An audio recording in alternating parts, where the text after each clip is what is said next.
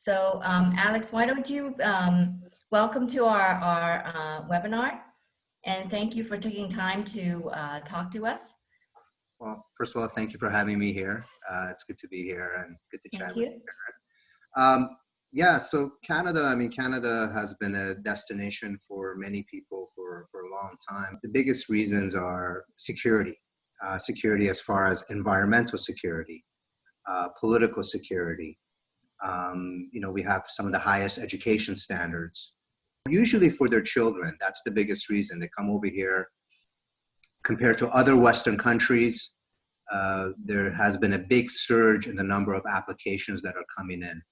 For this reason, about 5 years ago, Canada brought in what's called a competitive system, which I'll get into a little bit later. But there are many, many people who want to come to Canada, and even a lot of people don't know this, but it actually has a very healthy business environment, especially again in the past decade or so. There's been a lot of companies coming here, especially a lot of American companies are moving up to Canada because there are business opportunities, and many people don't know this. Business taxes are actually somewhat competitive to many countries out there. So what we're doing, and I'm not going to obviously go over every single program, but I'm going to be talking about two special programs that Canada has, two special pathways that Canada has. And I'm going to kind of go over that. And the reason I want to talk about this is that because it's a program, it's a pathway that is unique. And it allows a lot of people who would usually not qualify because of the competition to be able to immigrate to Canada. 咁咧就因為咧移民加拿大都係競爭得幾大嘅，咁但係咧Alex 咧就想介紹就係一啲甚至乎未合資格嘅人咧去到申請移民。Well, first of all, when we're talking about entrepreneur and investor programs, many other countries, if you have the money, you can buy yourself into Canada or into the country. But Canada doesn't have that. So if you want to come in as an entrepreneur, you have to go through these major steps that are actually kind of difficult. Step number one, you have to apply and say, I'm going to set up this business in Canada. And then they have to give you a work permit. You come to Canada, you run the business. After a few years, finally you can reach permanent residency, which is a step before citizenship. This is too long, and this is too much commitment for many people, especially if you have a business. You need to be running your business in your own country. And again, most people do this in order to create a platform for their children. So their main goal is to bring the family here while continuing to run their own business outside of Canada. And they want to be able to come in and out as much as they want. So there's entrepreneur programs that Canada has right now. They unfortunately don't really match up well with most people and what they want to do and what they can do. They're too long and there's too much commitment. So that's the entrepreneur investor path. So that has its own challenges. And then if you want to come in as a skilled worker, so let's say you have post-secondary, like a bachelor's degree or higher. Your English is pretty good, and you have enough experience. But unfortunately, that also has a competitive system where it's come to the point where if you don't have a master's degree, you don't have perfect English, and if you are not under 31 years old, you just don't have a chance because there are too many people applying. In fact, right now, there are about 150,000 people who have qualified for one of these four programs. Once you qualify, then you go into this pool, and then you're given a certain number of points based on age, education, language, and work experience. And then you sit in this pool and wait to be selected from the pool. So out of this 150,000 people that are in this pool, each month, Canadian Immigration selects between 7,000 to 9,000 people. That's 95% that don't get selected. Who are these 95%? They're usually over 35, the English is good, they got money, but unfortunately, because of our system, they're not able to get it. So what happens if your English is not high enough? It's not, perfect. What happens if you don't have a master's? What happens if you're over 30? So then what can you do? And you don't want to go through that entrepreneur program because it just takes too long and it needs too much commitment. So this is where this path that I'm going to be talking about today comes in. And basically what this path does, it gives you additional points for a special type of work permit that you can get, which is called the business executive work permit. And what we do here is, if a person has access to a parent company, or they own a company abroad, and this company has to be established. It can't just be just a company that's just been registered. It has to be established. It has to have activity. And then what we do is we open up an office for that company in Canada. And the office that's being opened up in Canada, that doesn't have to be exactly like the parent company. It could be something, like some kind of a spin-off that's going to work with the parent company. And then we open up an office over here. We get a work permit, a special work permit for the person to come to Canada. And then they work for their own company for 1 year. And after 1 year working for this company, a lot of extra points are released. And then they're able to go through that express entry system. And again, it makes up for any points lost in age, makes up any points lost in language, or makes up for any points lost in education. We help, in fact, just this year, even through the pandemic, we've helped over 20 companies to move to Canada, open up an office over here. So Canadian immigration, despite the pandemic, even though it's slowed down a little bit for a few months, they're back to being quite active. Canada knows that it needs immigration in order to survive because we're just not having enough children. And immigrants, when they come in, especially the type of immigrants that Canada is looking for, which are people who are educated and or have capital, have wealth, have assets, they're always looking for that. So despite the pandemic, it's been quite active, and they've been very open to receiving applications like that. So we help out with setting up the registering and incorporating the business here in Canada. Doesn't matter where, anywhere in Canada. And then we do a business plan, which is a central part of this whole process. The visa officer really needs to see that business plan and how it's going to go forward. And then, of course, the immigration application. We take care of that as well. We bring it all together, submit it to the office. Takes anywhere, I mean, processing times, they always fluctuate. It's never the same, but anywhere from a month to 5 months to get a response. And right now, we just had actually a client from Hong Kong, and we received a response within 3 weeks, which was amazing. And one of the reasons for that is Canada has stepped up due to the political situation there.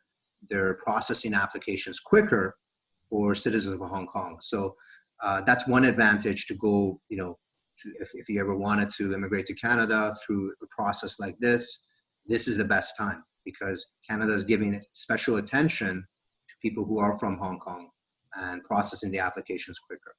So then, so they come in, they get the work permit, they come to Canada. Now, here's the good part about this process, which is once you come to Canada and you get that work permit, you don't need to stay in Canada. What needs to happen is you need to get paid every month. That's important by the Canadian company that's being set up. But then you can go back. We bring you as an executive, but you can go back to your country, or you can be anywhere in the world. The key here is that you get paid every single month so that you can get those extra points that are going to help you to go to the next step, which is permanent residency. Yeah, so the residency, as you can see over here, there's no minimum residency requirement. Usually I ask my clients to come into Canada for maybe at least 3 or 4 times just to travel in, and they can leave again. Again, the key is that you pay yourself. Now, how much is it going to cost?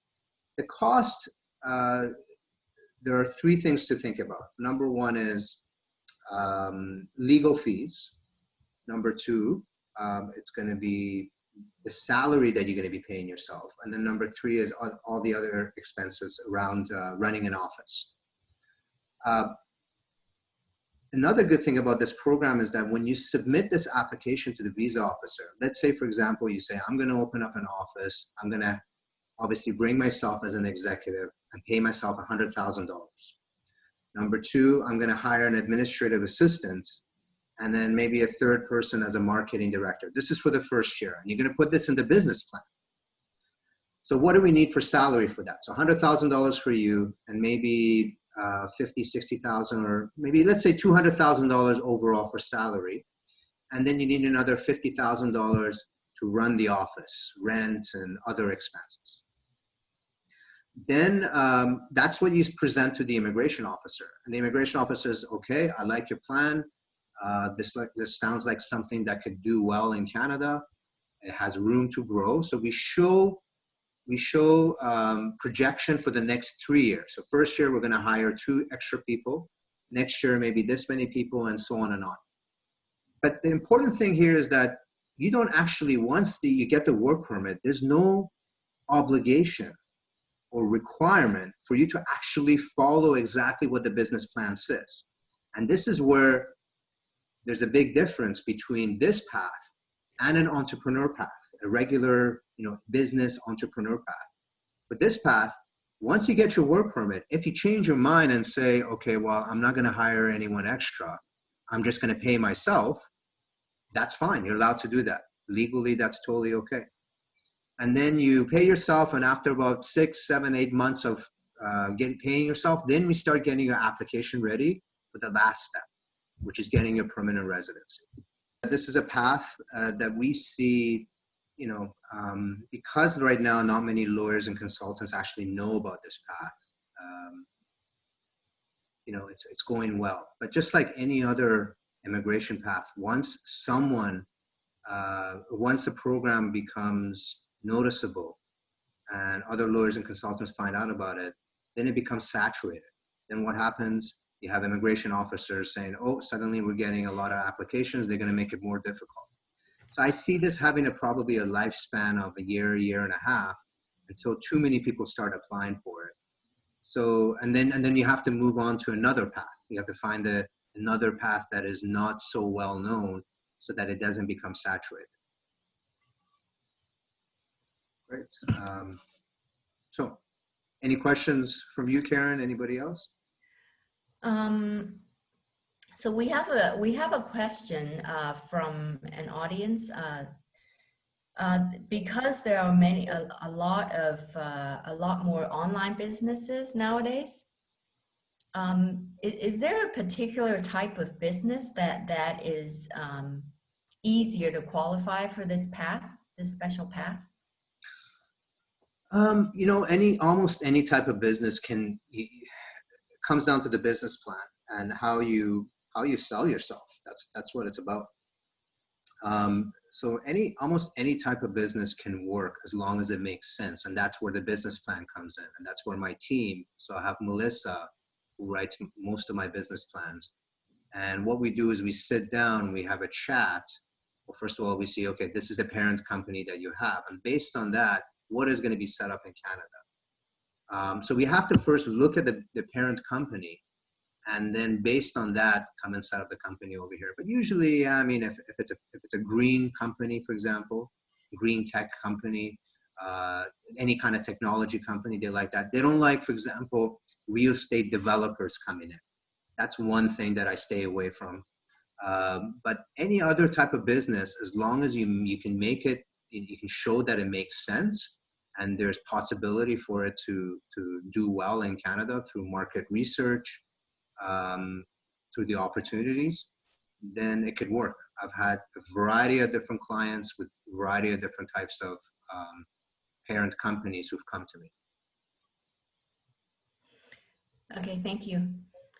嗱，頭先我哋收到條問題咧，就係問因為而家好多啲網上嘅公司啊，或者一啲商業啊，咁咧就頭先啱啱問咗Alex 咧，有冇一啲嘅特別嘅一啲生意啦，係可以容易啲去到幫助移民嘅咧，或者容易啲被審批咧？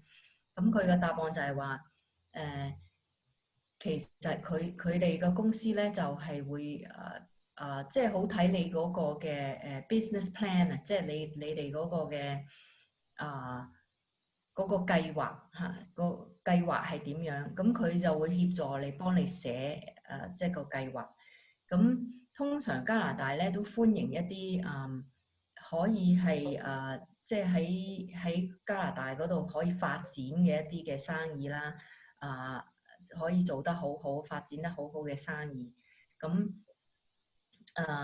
譬如一啲嘅科技啊，一啲環保啊嘅公司都係好歡迎嘅。Yeah, and just to kind of expand on that and maybe respond to that more directly. So you mentioned online businesses. So you got to ask yourself, does, opening up why would anybody want to move to Canada? Excuse me. Why would anybody want to move to Canada and open up an online business? I mean, online business can be done from anywhere. So you have to give a reason why it's necessary for you to move to Canada in order to do that. So there has to be some kind of a local, like Canadian reason to be in Canada in order for that to happen. So I've had a lot of tech companies that are coming up over here, and basically all of their business is online. But the reason why they, for example, why they want to do it is because they want to approach certain vendors that are in Canada. They want to be in the same time zone as in North America. So for example, I have people who want to move to Vancouver so that they can be in the West Coast time zone, same time zone as California, same time zone as Washington. I have clients who want to move to Toronto so they can be in the same time zone as New York. So it's really to tap into the Canadian market and or the North American market. Then you can have other reasons as well, because it's easier to bring in employees, tech employees, to Canada. So it's no longer just about money anymore when you want to hire somebody, especially in the tech industry where tech workers are sought after. You have to have incentives. You have to give them more reason why they should come to your company, because many companies are fighting for you to hire you. So you say, okay, I'm going to pay you this much money, but also you get to live in Vancouver, one of the best cities in the world as far as lifestyle goes and quality of life, as they say. You got mountains, you got beaches, you got this. So it's easier to hire people. You can use that as a reason.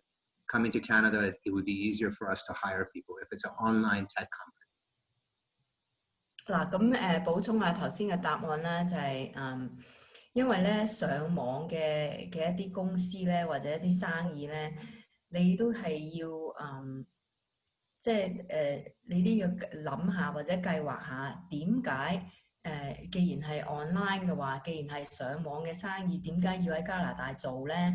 咁就要有一啲充分嘅理由啦。嗱，例如可以即係容易啲去到請一啲加拿大當地嘅人啊，或者係你可能想接觸多啲即係加拿大嗰邊嘅supplier 或者一啲嘅即係嘅廠商啦。咁所以都係有好多即係有好多嘅原因，即係你係需要去話俾加拿大政府聽，即係點解你要帶一個上網嘅生意去到加拿大佢哋當地嗰度做咧。Okay, so I think recently we've just heard about a policy change in Canada announcing that they intend to help people in Hong Kong to immigrate or to perhaps help them by giving them a work permit. Mm-hmm.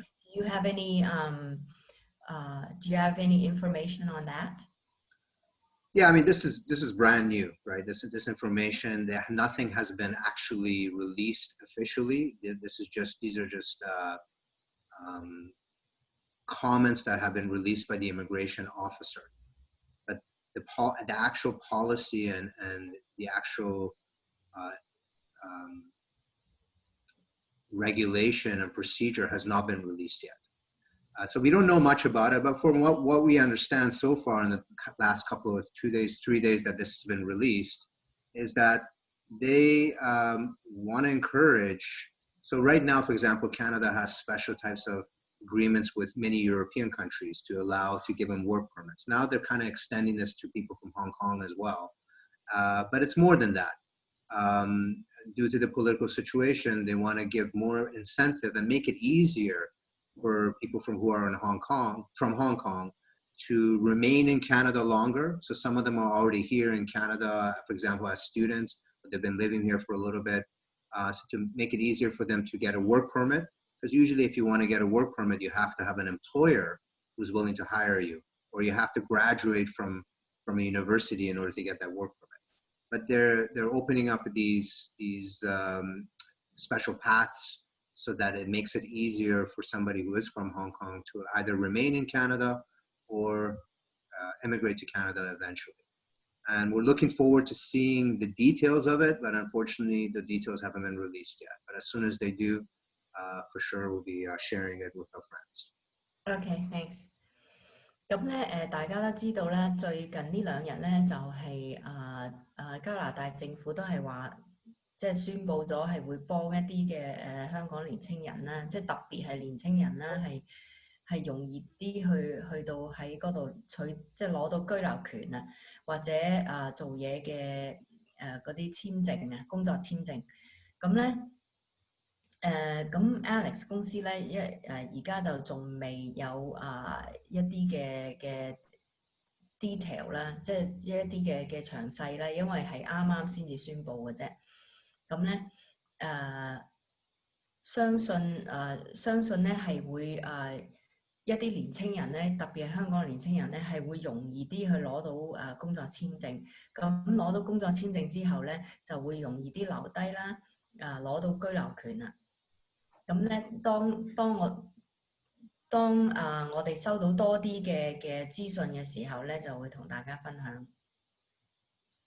Yeah, and one thing that we've noticed in the past couple of years, actually, because of the somewhat political unrest, is that applications that are coming from Hong Kong citizens are being processed much quicker than before. So that's one thing that has been happening for a while. It's not something that's new, but it's been happening in the past couple of years. We've been seeing them process quicker. 咁咧其實係因為過往呢1-2年嘅即係一啲嘅政治動盪啦我哋係見到加拿大政府咧，佢喺程序方面其實係做得快咗好多嘅喺呢2年裏邊。Okay, Alex, do you have anything more to add? I mean, I have a lot to say, but there's no point in getting too much into the details of it. I mean, what usually happens in a process like this, and anyone who is interested in something like this, maybe look at the minimum requirements and see if you meet the minimum requirement. But usually it's not something like I can tell somebody right away, you're okay to go or you're not okay to go. I would say out of 5 people that I talk to who meet the minimum requirement, only about 1 of them we end up going forward with, because they either don't have a strong enough company or it's just not going to work out. So it's very kind of unique, this process. But the best way to find out is to sit down, have a chat. Every case is unique to itself. Have a chat and see, where this can go. Brainstorm some ideas. What kind of company you want to set up? What is your budget? And so on. And from there, we can probably maybe look at going to the next step. Okay. 嗱咁我哋咧其實咧喺5個人裏邊，只有一間公司咧係可以即係通過攞到呢一個居留權嘅。呢一個係一個即係典型嘅一個即係情況啦。咁所以咧其實都係要睇下，其實最初步我哋要做嘅咧就係即係可以同你傾下你係做啲咩嘅公司啊？你有啲咩計劃啊？各方面嘅嘢，跟住就可以有一個初步嘅評估啦，即係需要啲乜嘢，即係額外再需要啲乜嘢去做去到達到佢哋移民嘅需求啊。咁咧咁我而家就即管問下 Alex， 佢有冇一個即係第一次嘅評估咧嚇？而個費用係幾多咧 ？Alex, I would like to ask you if you would provide a initial assessment or like you said, a sit down with a potential customer if they're interested, and what's the cost? Is it going to be free? Well, usually no. Usually, I mean, if you go to contact our company through our website or phone us, consultations are free. But if for 10 to 15 minutes through the website only, through the Facebook page, I'll be happy to sit down, kind of go over the person's profile for 10 to 15 minutes, 15 minutes max, just to sit down to see if there are any options. If there is, then we can go to the next step. But I'll be happy to give 15 minutes of my time just to go over that to see if there's any possibility. Okay, thanks. 嗱咁Alex 就話咧一最初嘅一個即係評估啦，或者即係同你傾下睇下有冇機會去到移民啊。咁咧佢就會用15分鐘嘅時間去即係同你傾啦。咁呢個咧就係透過即係喺網上邊啦。咁呢個就係免費嘅，但係之後咧就會係即係再進一步嘅傾談咧就會係收費㗎啦。Okay,